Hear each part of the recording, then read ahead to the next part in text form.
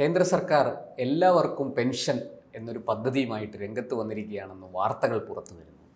അങ്ങനെ എല്ലാവർക്കും പെൻഷൻ കൊടുക്കാൻ സാധിക്കുമോ? ഈ കേന്ദ്ര സർക്കാർ എന്താണ് ഇതിലൂടെ ഉദ്ദേശിക്കുന്നത്? അതായത് കഴിഞ്ഞ കുറേ കാലമായിട്ട് നമ്മുടെ ഒരു വെൽഫെയർ സ്റ്റേറ്റ് ആകുക എന്നുള്ള ചർച്ചകൾ വളരെ ഒരു സജീവമാണല്ലേ. എസ്പെഷ്യലി നമുക്കെനിക്കറിയാം, കഴിഞ്ഞതിൻ്റെ മുമ്പിലത്തെ ഒരു ഇലക്ഷൻ സമയത്ത് യൂണിവേഴ്സൽ ബേസിക് ഇൻകം എന്നൊക്കെ പറഞ്ഞിട്ട് ഒരു രാഷ്ട്രീയ പാർട്ടിയുടെ ഒരു പ്രകടന പത്രികയൊക്കെ ഉണ്ടായിരുന്നു. അപ്പോൾ നാച്ചുറലി ഈ ആളുകളുടെ ഒരു പോവർട്ടി എലിവിയേഷൻ അല്ലെങ്കിൽ ഒരു വെൽഫെയർ എന്ന് പറയുന്നത് വളരെ ഇമ്പോർട്ടൻ്റ് ആയിട്ടുള്ളൊരു കാര്യമാണ്. അപ്പോൾ അത് എസ്പെഷ്യലി നികുതി പിരിക്കുന്ന സർക്കാരിൻ്റെ ഒരു ബാധ്യത കൂടെയാണ് എന്നുള്ളതാണ്. അതെ. അപ്പം നമ്മൾ പറയുന്നുണ്ട് GST റേറ്റ്സിൽ എല്ലാവരും നികുതി കൊടുക്കുന്ന ആളുകളാണ്. ഇൻകം ടാക്സിനെ സംബന്ധിച്ചിടത്തോളം വളരെ കുറച്ചുള്ള ആളുകളേ ഉള്ളൂ. ഏതാണ്ട് 5 കോടിയിൽ താഴെ. ഇനിയിപ്പോൾ അത് എനിക്ക് തോന്നുന്നു അതിനേക്കാൾ കുറവായിരിക്കും. പക്ഷേ ഈ GST എന്ന് പറയുന്നത് ഒരു നികുതി എല്ലാവരും കൊടുക്കുന്ന എല്ലാവർക്കും, അത് ഇവിടുത്തെ ഉപഭോഗ വസ്തുക്കൾ വാങ്ങിക്കുന്ന എല്ലാ സർവീസസും ഗുഡ്സും സർവീസും വാങ്ങിക്കുന്ന എല്ലാവരും നികുതി കൊടുക്കുന്നതാണ്. അപ്പോൾ അതിന് തിരിച്ച് ജനത്തിന് എന്താ തിരിച്ചു കൊടുക്കുന്നത്, അതിന് വേണ്ട വെൽഫെയർ എന്താ എന്നുള്ളൊരു തോട്ടാണ് ബേസിക്കലി. അപ്പോൾ ഇത് യൂറോപ്പിലും മറ്റുമൊക്കെ നമ്മൾ സോഷ്യൽ സെക്യൂരിറ്റി കാര്യങ്ങളും മറ്റുമൊക്കെ ഒരുപാട് കാര്യമായിട്ടുണ്ട്. ഈ പലരും ഗവൺമെൻറ്റിനോട് ചോദിക്കുന്ന ഒരു ചോദ്യമുണ്ടല്ലോ, എന്ത് തന്നു ഞാൻ ടാക്സ് കൊടുക്കുമ്പോൾ എനിക്ക് തിരിച്ചെന്ത് കിട്ടി.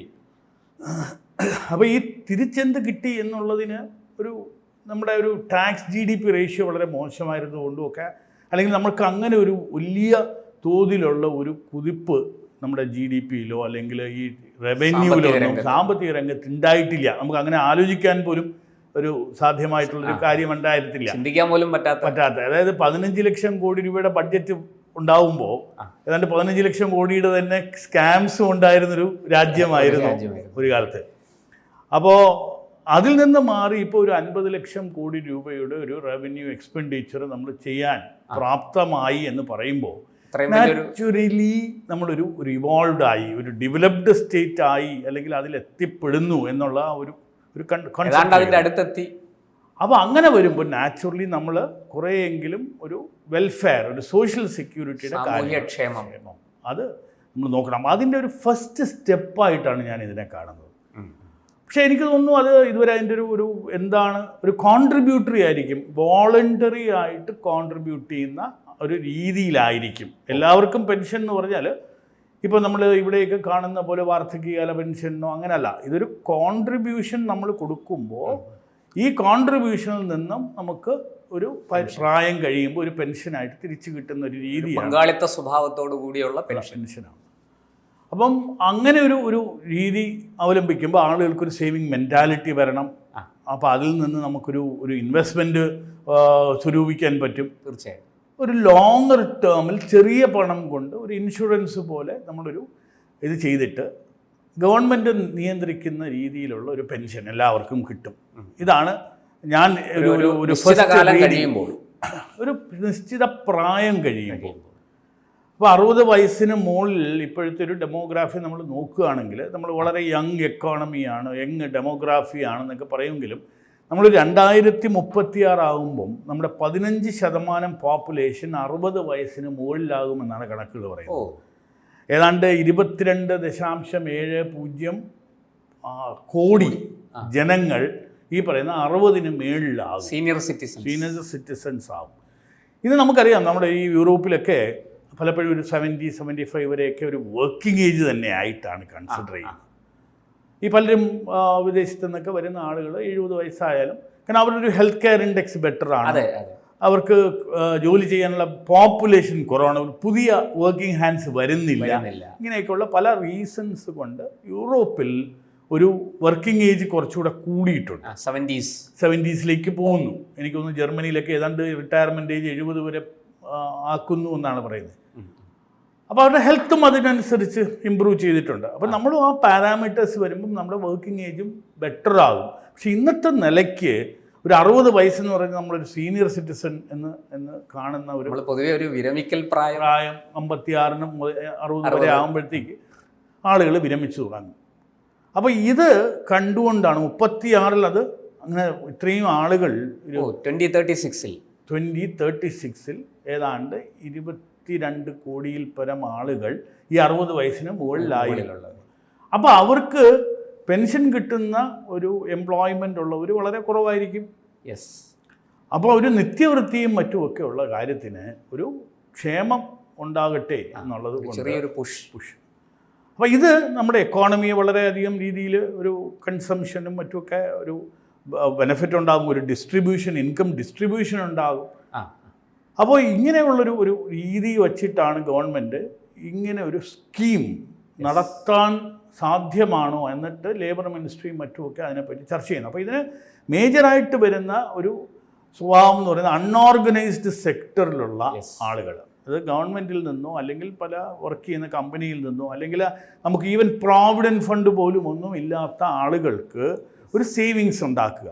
ഇപ്പം നമുക്കറിയാം ഒരുപാട് ചെറുപ്പക്കാർ ഈ റൈഡ് ഹെയിലിംഗ് ആപ്പ്, ടാക്സി ഓടിക്കുക, അങ്ങനെയൊക്കെ ഉള്ള കാര്യങ്ങൾ ചെയ്യുന്നുണ്ട്. ഫുഡ് ഡെലിവറി ചെയ്യുന്നുണ്ട്. അതുപോലെ തന്നെ ഈ സാധനങ്ങൾ വീട്ടിൽ കൊണ്ട് കൊടുക്കുന്ന രീതിയിലുള്ള പല ആപ്പുകളും ഇപ്പം ഉണ്ടായിട്ടുണ്ട്. അപ്പോൾ ഡെലിവറി ബോയ്സ് ആയിട്ടും മറ്റുമൊക്കെ വർക്ക് ചെയ്യുന്ന ആളുകൾ ഒരു അൺഓർഗനൈസ്ഡ് സെക്ടറിലാണ്. ഇവരാരും ഈ പറയുന്ന കമ്പനികളുടെ തൊഴിലാളികളല്ല. അപ്പോൾ അവർക്ക് വേണ്ട ക്ഷേമത്തിന് പാർട്ട് ടൈം ജോബ് പോലെ ഇതൊരു ഇൻഡിപെൻഡൻറ്റ് കൺസൾട്ടൻറ്റ് പോലെയാണ് അവർ കൺസിഡർ ചെയ്തിരിക്കുന്നത്. അപ്പം ഞാൻ ഒരു കമ്പനിയുമായിട്ട് ചേർന്ന് ഞാൻ അതിന് ഡെലിവറി ചെയ്യുകയാണെങ്കിൽ എനിക്ക് ഇത്ര % അല്ലെങ്കിൽ ഇത്ര പൈസ എനിക്ക് തരും. അത് ഞാൻ എംപ്ലോയി അല്ല. അപ്പോൾ അതനുസരിച്ചുള്ള ഞാൻ എത്ര ഡെലിവറി ചെയ്യുന്നു അതനുസരിച്ചുള്ള കൂലി നമുക്ക് കൂടുതൽ കിട്ടും, അല്ലെങ്കിൽ അതിനുള്ള ഷെയർ ഓഫ് പ്രോഫിറ്റ് നമുക്കുണ്ടാവും. അപ്പോൾ ഈ പ്രാവശ്യത്തെ ഈ ഗിഗ് എക്കോണമി എന്നാണ് ഇതിന് പറയുന്നത്. വാസ്തവം പറഞ്ഞാൽ ഇതൊരു ടെമ്പററി ആയിട്ട് ചെയ്യാൻ, അതായത് ആളുകൾ പഠിക്കുമ്പോൾ അതിൻ്റെ കൂടെ ഒരു ഇൻകം ജനറേറ്റ് ചെയ്യുക എന്നൊക്കെ പറയുന്ന രീതിയിലുള്ളതായിരുന്നു. പക്ഷെ അത് പലപ്പോഴും എസ്പെഷ്യലി കേരളത്തിലൊക്കെ നമ്മളിതൊരു ഫുൾ ടൈം തൊഴിലായിട്ട് കാണുന്ന ആളുകളുണ്ട്. ഇത് ട്രേഡ് യൂണിയൻ വരെ വേണം എന്നാണ് അങ്ങനെ ഒരു വാർത്ത. അപ്പോൾ അത് എന്തായാലും അങ്ങനെ ഒരു സാധനം നടക്കുമ്പോൾ ഈ പ്രാവശ്യത്തെ ബഡ്ജറ്റിൽ അവർക്ക് വേണ്ട ക്ഷേമവും സേഫ്റ്റിക്കും ഒക്കെ വേണ്ടിയിട്ടുള്ള കാര്യം പറയുന്നു. പക്ഷെ ഇവർക്കുള്ളൊരു പെൻഷൻ എന്നൊക്കെ ഉള്ള രീതിയിൽ അവരെ ഒന്ന് പ്രോത്സാഹിപ്പിക്കാനും ഇവരുടെ ഈ പ്രായം കഴിയുമ്പോൾ അവർക്കൊരു എമൗണ്ട് മന്ത്ലി കിട്ടുന്നതിന് വേണ്ടിയിട്ടുള്ളൊരു രീതിയാണ്. അപ്പോൾ അൺഓർഗനൈസ്ഡ് സെക്ടർ ശരിക്കും ഒരു ജീവിത സുരക്ഷ ഡെഫിനറ്റായിട്ടും അത് തന്നെയാണ്. അപ്പോൾ നാച്ചുറലി ഈ പറയുന്ന 10-15 വർഷം കഴിയുമ്പോഴത്തേക്ക് ഇതിൻ്റെ ഒരു ബെനഫിറ്റ് കിട്ടിത്തുടങ്ങാം. അപ്പോൾ അതിൻ്റെ സ്കീമിൻ്റെ ഡീറ്റെയിൽസൊക്കെ ഇനി വരണം, എന്നാലേ നമുക്കറിയാം. ഏതാണ്ട് 2050 ആകുമ്പോൾ ഏതാണ്ട് 35 കോടി ആളുകളോളം ഈ 60 വയസ്സിന് മുകളിലായി കഴിയും 2050. അപ്പോൾ ആ ഒരു ഡെമോഗ്രാഫിക് കണക്ക് വെച്ചിട്ട് ഇപ്പോഴേ ഒരു സേവിങ്സ് മെൻറ്റാലിറ്റി, കാരണം അല്ലെങ്കിൽ ഇന്നിപ്പോൾ നമ്മൾ പറയുകയാണ് വലിയ തോതിൽ ടാക്സ് പിരിച്ച ഒരു എക്കോണമിയാണ് അമേരിക്ക. അപ്പോൾ ഇന്ന് അവരുടെ ഒരു മേജർ പ്രോബ്ലം എന്ന് പറയുന്നത് ഈ അവരുടെ പ്രായം കഴിഞ്ഞാൽ അല്ലെങ്കിൽ അവർ റിട്ടയർ ചെയ്ത് കഴിഞ്ഞാൽ അവർ സോഷ്യൽ സെക്യൂരിറ്റി പെൻഷനുണ്ട്. ഈ സോഷ്യൽ സെക്യൂരിറ്റിയിൽ നിന്ന് $2000 മറ്റോ എല്ലാ മാസവും കിട്ടും. പക്ഷെ അവർ ജോലി ചെയ്ത് നിർത്തണം, ഞാൻ ഇനി ജോലി ചെയ്യുന്നില്ല എന്ന് പറയുന്ന സമയത്താണ് അവർക്ക് ഈ സോഷ്യൽ സെക്യൂരിറ്റി എമൗണ്ട് കിട്ടുന്നത്. പക്ഷെ ഇന്ന് അത് വാങ്ങിക്കുന്ന ആളുകളുടെ കോൺട്രവേഴ്സിയും മറ്റൊക്കെ നമ്മൾ കണ്ടു. Billions of dollar. അപ്പം ഈ ടാക്സ് കൊടുക്കുന്ന ആളുകൾ കുറയുകയും സോഷ്യൽ സെക്യൂരിറ്റി കിട്ടുന്ന ആളുകൾ കൂടുകയും ചെയ്യുന്ന ആ ഒരു തരത്തിലേക്ക് എക്വിലിബ്രിയം അതിനകത്ത് ഉണ്ടാകുന്നില്ല. ഇത് ഒരു സ്റ്റേറ്റിനുണ്ടാകുന്ന വലിയ ഒരു ബാധ്യതയാണ്. അപ്പോൾ ഈ പറയുന്ന വെൽഫെയർ സ്കീം വെറുതെ ആളുകൾക്ക് കൊടുക്കുക അല്ല. ഇപ്പോൾ നമ്മൾ കണ്ടു ഡൽഹിയിലും മറ്റുമൊക്കെ ഈ പറയുന്ന വെള്ളവും വെളിച്ചവും ഒക്കെ കൊടുക്കുമ്പോഴും അവർക്ക് ഉണ്ടായിട്ടുള്ള എന്തെല്ലാം വെൽഫെയർ സ്കീം ആ സ്റ്റേറ്റിന് വലിയ പുരോഗതികൾ ചെയ്യാൻ പറ്റിയിട്ടില്ല. എസ്പെഷ്യലി ഇൻഫ്രാസ്ട്രക്ചർ ഡെവലപ്മെന്റിൽ ഇപ്പം ഈവൻ നദി ശുചീകരണമൊക്കെ അതുകൊണ്ട് തന്നെയാണ് അതൊരു. അപ്പം ഇത് 10 വർഷം എടുത്തു തിരിച്ചറിയാൻ. ഇത് ഇങ്ങനെ ഒരു എക്കോണമി നടക്കില്ല. നമുക്ക് എനിക്ക് തോന്നുന്നു ഡൽഹിയിലെ ജനത്തിനും അത് മനസ്സിലായി കാണുമല്ലോ നാച്ചുറലി. അതുകൊണ്ടാണല്ലോ ഒരു വലിയ തോതിലുള്ള ഒരു റിവേഴ്സൽ ഉണ്ടായിട്ടുള്ളത്. അപ്പോൾ അത് വരാതിരിക്കാൻ വേണ്ടി ഒരു കോൺട്രിബ്യൂട്ടറി, ഒരു പാർട്ടിസിപ്പേറ്റ് ചെയ്ത രീതിയിലുള്ള ഒരു പെൻഷൻ സ്കീം എനിക്ക് തോന്നുന്നു ഒരു ഡെഫിനറ്റായിട്ടൊരു നല്ല തോട്ട് തന്നെയാണ്. അത് എക്കണോമിക്ക് നല്ലത് ചെയ്യും, നമ്മുടെ സേവിങ്സ് മെൻറ്റാലിറ്റി ചെയ്യും. മാത്രവുമല്ല ഭാരതത്തെ സംബന്ധിച്ച് നമ്മുടെ ഒരു സോഷ്യൽ സെക്യൂരിറ്റി എന്ന് പറയുന്നത് നമ്മുടെ കൾച്ചർ തന്നെ. ഭാരതത്തിൽ നമ്മുടെ ഒരു കൾച്ചർ ഇപ്പോൾ ഒരു വെസ്റ്റേണൈസ്ഡ് ആയി പോകുമ്പോഴുള്ള ആവശ്യങ്ങളാണിത്. അല്ലെങ്കിൽ ആക്ച്വലി നമ്മുടെ കൂട്ടുകുടുംബമായിരുന്നു നമ്മുടെ ഏറ്റവും വലിയ സോഷ്യൽ സെക്യൂരിറ്റി. അപ്പം ഒരു വർക്കിംഗ് ഹാൻഡ്സും ഉണ്ട്, അതിൽ നിന്ന് വരുന്ന ഇൻകം വരുന്ന പ്രായമായവരെ സംരക്ഷിക്കുന്ന ഒരു രീതി ഉണ്ടായിരുന്നു. അതായിരുന്നു ഒരു കൾച്ചർ. അപ്പോൾ ഒരു വെസ്റ്റേണൈസ്ഡ് ചെയ്ത് കഴിഞ്ഞപ്പോൾ ഒരു ന്യൂക്ലിയർ ഫാമിലിയും മറ്റുമൊക്കെ ആയപ്പോൾ ഇന്ന് നമ്മൾ കേൾക്കുന്ന നടതള്ളൽ ഉൾപ്പെടെയുള്ള കാര്യങ്ങൾ വരുമ്പോൾ അവർക്ക് ആ ചേഞ്ച് സർക്കാർ മനസ്സിലാക്കുന്നു. പക്ഷേ എനിക്കുള്ള പറയാനുള്ളത് നമ്മുടെ ഈ പറയുന്ന ആ ഒരു കൾച്ചറിനെ മുറുകെ പിടിക്കുന്നത് തന്നെയാണ് ഒരു സോഷ്യൽ സെക്യൂരിറ്റി എന്ന് പറയുന്ന ആംഗിളിൽ ഭാരതത്തിന് ഈ വരുന്ന കാലങ്ങളിൽ ഒരു പരിരക്ഷ. അത് ആ ഒരു കുടുംബം എന്ന് പറയുന്ന ആ ഒരു യൂണിറ്റിൽ മക്കളും മരുമക്കളും ഒക്കെ അച്ഛനെയും ഒക്കെ സംരക്ഷിക്കുന്ന ആ ഒരു രീതി നമ്മൾ മറന്നുകൊണ്ടല്ല ഇത് ചെയ്യേണ്ടത്. പക്ഷേ ഈ ചെറിയൊരു തുക വരുമ്പോൾ അവരുടെ ഒരു അഡീഷണലാകും എന്നുള്ള രീതിയിൽ കാണണം എന്നുള്ളതാണ് എൻ്റെ ഒരു I think it will happen. അങ്ങനെ നടക്കും. അത് അങ്ങനെ വിജയിക്കട്ടെ. എനിക്ക് അതിനകത്ത് ഒരു ചെറിയ സംശയം കൂടെ, ഇതിൻ്റെ ഒരു ടേംസ് ആൻഡ് കണ്ടീഷൻസ് ഒക്കെ എങ്ങനെയായിരിക്കും? എന്തെങ്കിലും അതിനെക്കുറിച്ച് ഒന്നും പറഞ്ഞു വന്നിട്ടില്ല. പല നടക്കുന്നേ ഉള്ളൂ. അതിൻ്റെ സ്കീം റോൾ ഔട്ട് ചെയ്യുന്നേ ഉള്ളൂ. ഇപ്പം എക്സിസ്റ്റിംഗ് ആയിട്ടുള്ള Pradhan Mantri Shram Yogi Maandhan, national pension scheme for traders and self employed, ഇതൊക്കെ ഒരു പക്ഷേ മെർജ് ചെയ്യിക്കാൻ ചാൻസ് ഉണ്ട്. ഒരു പല രീതിയിലുള്ള പെൻഷൻ സ്കീമുകൾ ഉണ്ടല്ലോ, അടൽ പെൻഷൻ, അടൽ പെൻഷൻ, അങ്ങനെയുള്ള പല ഇതും ഒരു പക്ഷേ ഇതിലേക്ക് ചേർത്ത് ലയിപ്പിച്ച് ഒരു പുതിയ രീതിയിലുള്ള, അപ്പം പലർക്കും പല ചെറിയ രീതിയിലുള്ള സ്കീംസ് ആയിരിക്കില്ല. പക്ഷെ എന്തായാലും ഒരു കോൺട്രിബ്യൂട്ടറി ആയിരിക്കും, ഒരു പാർട്ടിസിപ്പേറ്ററി ആയിരിക്കും. അതുപോലെ തന്നെ ഒരു എക്സംപ്റ്റ് എന്ന് പറയുന്ന ഒരു മോഡലിലായിരിക്കും. അപ്പം നമ്മൾ കോൺട്രിബ്യൂട്ട് ചെയ്യുന്നത് എക്സംഷൻ, അതായത് ഇൻകം ടാക്സിൽ എക്സംഷൻ കിട്ടുന്നതും അതിൽ നിന്ന് വരുന്ന വിഡ്രോവൽസ് എക്സംഷൻ ചെയ്യുന്നതിലും, അതുപോലെ തന്നെ ടെർമിനലായിട്ട് കിട്ടുന്ന ഫൈനലായിട്ട് കിട്ടുന്ന ആ എമൗണ്ടിനും എക്സംപ്റ്റ് ചെയ്യുന്നത്. അതായത് ഇതിന് ഇൻകം ടാക്സിൻ്റെ ഒരു എക്സംഷൻ കിട്ടാനുള്ള ഒരു ചാൻസ് ഉണ്ട്. അങ്ങനത്തെ ഒരു രീതിയിലായിരിക്കും എന്നാണ് ഈ പലരും ഇതിനെ പറ്റി ഊഹിക്കുന്നത്. എന്തായാലും എനിക്ക് തോന്നുന്നു ഈ ഒരു സ്കീം നടപ്പാക്കാൻ ഉണ്ടായിട്ടുള്ള ആ ഒരു തോട്ട് പ്രോസസ്സ് തന്നെ ഒരു റൈറ്റ് ഇതിലാണ്. പക്ഷെ എന്നാൽ പോലും ഇതൊരു പര്യാപ്തമാകുമോ എന്നൊക്കെ ഉള്ള ചർച്ച വന്നേക്കാം. പക്ഷെ ഈ പര്യാപ്തമല്ല, ഒരു അഡീഷണൽ ഇൻകമാണ്, ഒരു ഹെൽപ്പിംഗ് ഹാൻഡ്, ഒരു സപ്പോർട്ട്. പക്ഷെ എന്നാൽ നമ്മുടെ ആ പഴയ കൾച്ചർ നമ്മൾ മറന്ന് പാടില്ല, പോകരുത് എന്നുള്ളതാണ്. ഇതിൽ ഈ പറഞ്ഞതുപോലെ അസംഘടിത മേഖലയിൽ വാസ്തവം പറഞ്ഞാൽ മോദി സർക്കാർ വരുന്നതിന് മുമ്പ് അവരെക്കുറിച്ചൊരു ചിന്തയുമില്ലായിരുന്നു.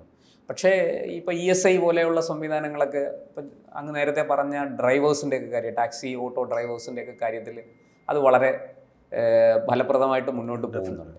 അപ്പോൾ അത്തരം ഒരു സംവിധാനം ഇവിടെ ഇതിലേക്കും കൂടി വരാൻ പോവുകയാണ്. അല്ലെങ്കിൽ അവർക്കും കൂടി വയസ്സുകാലത്ത് പെൻഷനും ചികിത്സയും അവരുടെ ക്ഷേമം, എല്ലാറ്റിനുപരി ആ ക്ഷേമം ഒന്ന് നിലനിർത്തുക എന്നുള്ളൊരു ആംഗിളിൽ വരുന്ന, അല്ലെങ്കിൽ ആ ഒരു ചിന്താഗതിയിൽ വരുന്ന ഒരു നടപടിയാണ് സർക്കാരിൻ്റെത്.